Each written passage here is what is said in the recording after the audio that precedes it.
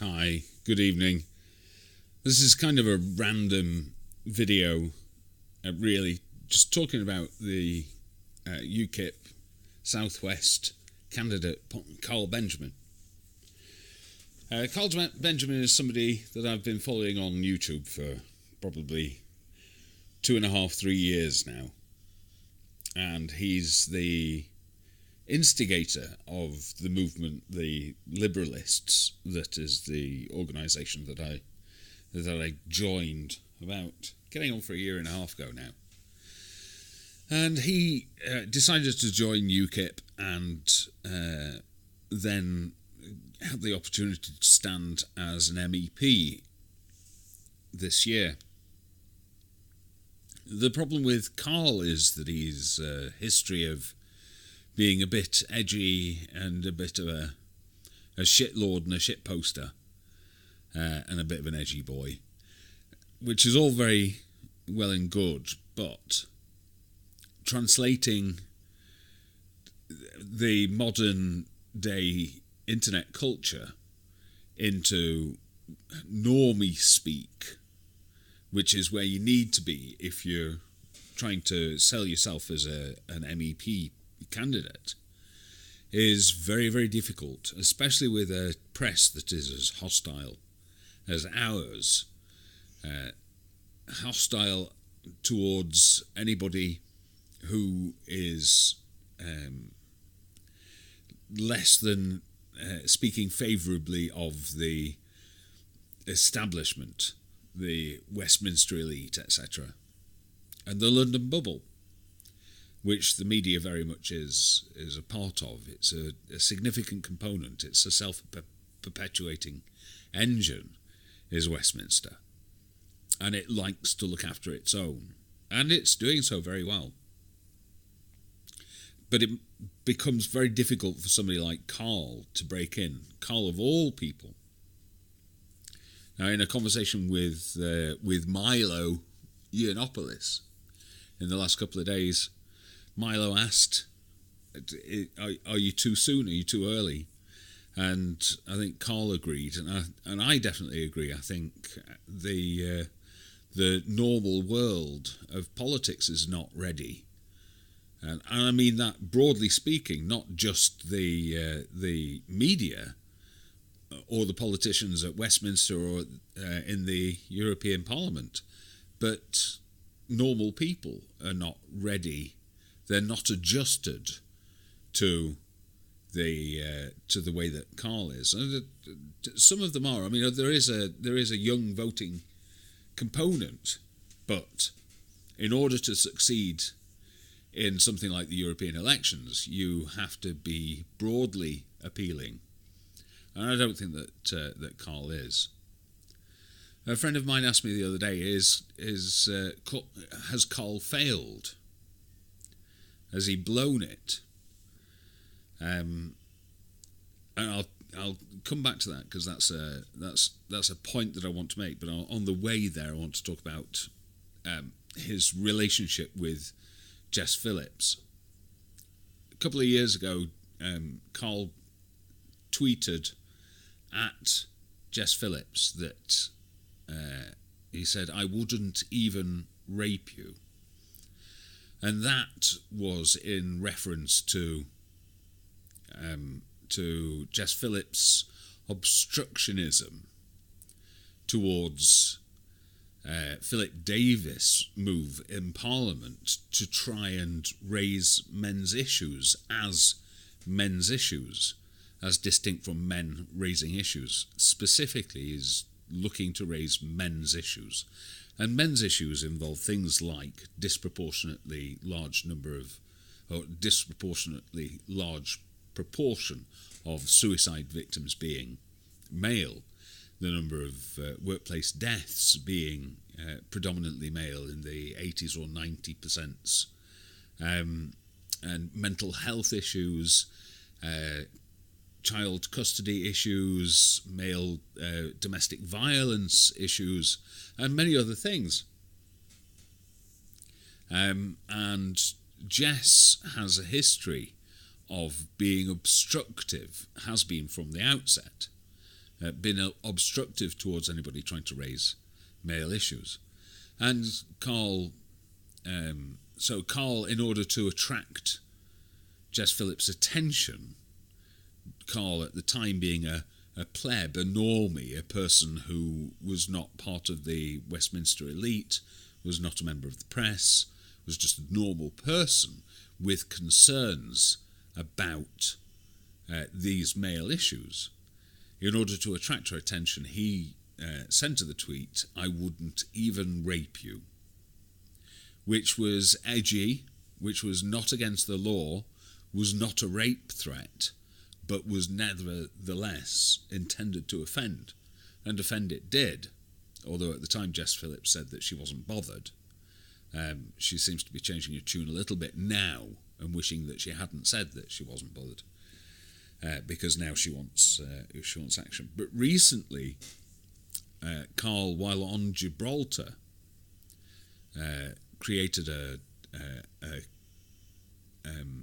comedy video where he rattled off a series of satirical and ironic and sarcastic jokes. One of them was to note that he was under pressure to go back on his original statement that he wouldn't even rape Jess Phillips, and suggested that with enough pressure from the British media he might cave, but for the fact that nobody has that much beer. But taking a step back, it's quite obvious that the purpose of the video was to tell that joke and stick it in the middle of a bunch of other jokes, label it as comedy, and so it was. But it kind of obviously is a setup. Anybody, Carl's 39 years old and should know that it was pretty transparent, but apparently doesn't think that it was transparent. But it was transparent. It was a means to stick it to Jess Phillips once again. And having been smeared in the press, Carl should not have been surprised that he was feeding more opportunity for the press to take what he said out of context. And that's exactly what they've done. So he handed it to them.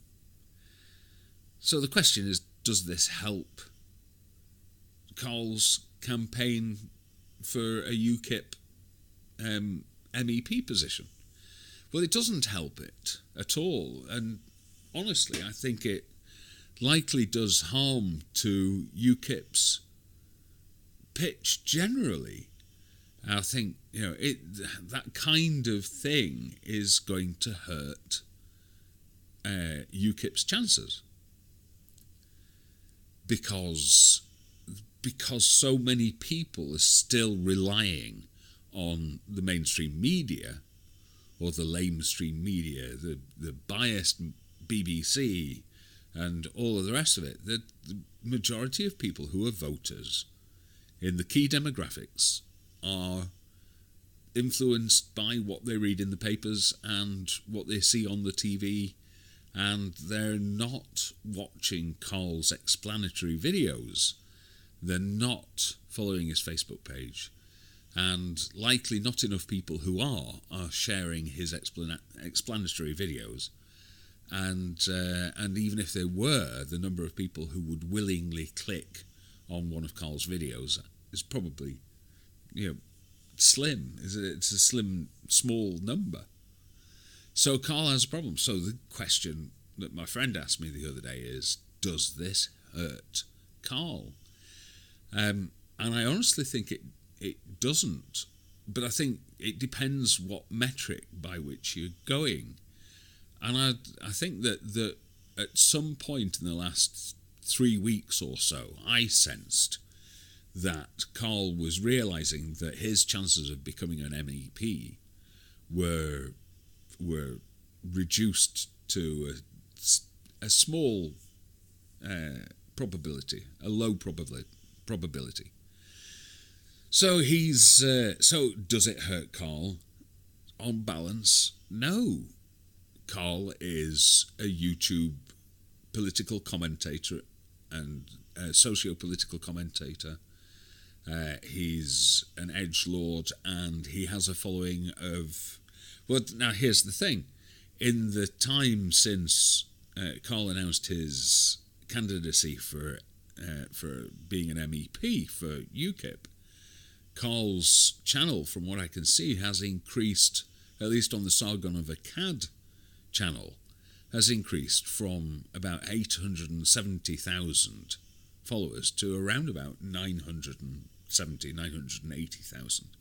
So he's increased his viewers by about 100,000. Is it hurting Carl? I don't think so. I don't think that at this point Carl is aiming for Europe. I think Carl is aiming for more subscribers, and I think he's got them, and he might yet earn some more, and he's getting the coverage in the news, albeit negative attention. But kids like any kind of attention, negative included. Is it hurting Carl? No, I don't think it is. As I say, I think it depends on the metric that you're measuring things by. And if your metric is Carl's chances in Europe, then I think they've been devastated for probably a couple of weeks, 3 weeks. Carl's chances of becoming more famous on the internet, I don't think that that's being hurt at all. And there is a demographic that's more conservative and more pro-free speech, and that's on the rise. And I think that is the demographic that Carl is appealing to at this point, and I think he has been for a couple of weeks now. Is he hurting UKIP in the process? Yeah, for sure. But UKIP hurts itself. Choosing Carl as a candidate was a strange choice by Gerard Batten. But then again, so was encouraging or trying to get Tommy Robinson included in UKIP when the organisation that Tommy formed, the EDL, is itself prescribed, is absolutely, you can't be a member of the EDL or a former member of the EDL and join UKIP according to the constitution of the UKIP party. So to have Tommy Robinson join UKIP when he's the founder of that organisation,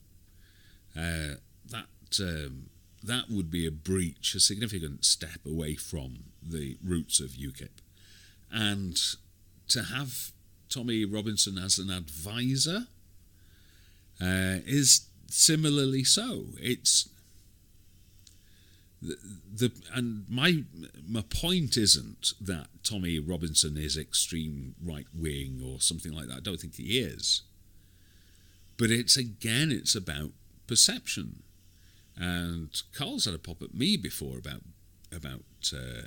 optics, but he seems to be blissfully unaware, as does Gerard Batten, of the significance of optics and the importance of optics if you want to achieve something. If you want to make noises on the internet, then optics don't matter, as long as you don't attract the ire of your platform, for example YouTube, by saying something ridiculous. You can say essentially whatever you want, and you should be able to, but those actions have consequences, and actions do have consequences. Gerard Batten's made some poor choices for UKIP, and it's clearly alienated a significant part and portion of UKIP's own devoted membership. So this is a long-winded and waffly way to assert that Carl's going to be fine because he's going to have his increased viewership long after the MEP business is all done and finished. UKIP is going to be damaged by Carl and by the association with Tommy. I don't think so much damaged by Count Dankula. I think Mark Meakin seems to have, from here, he seems to be very, very quiet. But again, I mean, optically, that was a big risk. But it was a naive move on the part of Gerard Batten. He doesn't understand how the British media, and he should understand how the British media has control over the narrative and the message. But he's behaved as if he's naive to it, as if he's ignorant of it, or that he can power through it. Well, you can't power through something that has complete control of the narrative for the majority of normie voters. You can't power through that. It's a no access. And it doesn't matter what your protestations are, you don't get access. They have control. So, very long-winded way of saying that Carl's going to do fine, UKIP's going to die, and yeah, and that's where we're at. But Carl, this video in Gibraltar was stupid, and it does make it very, very hard for us to defend him. Not because it's indefensible, because it is defendable. And it's certainly not indefensible, but it's just extremely inconvenient and really naive. If Carl thought anything but what is happening would happen, that's just extraordinary naivety. But I think he did know what was going to happen, and I think what would happen was that his candidacy, which is already over, would be dead in the water, which it already is, but Carl's viewership would increase. But I also don't think it's done Jess Phillips any favours either. I think a lot more people are now aware of the kind of person that Jess Phillips is, and I am with Carl on his view of Jess Phillips. She is a despicable, misandric person who has no more of a place in British politics today as any misogynist has, and that is zero place. So, right, I'm going to shut up now because I've talked now for 18 minutes, and that's more than enough. So, thank you for listening to me waffle. Cheers, guys.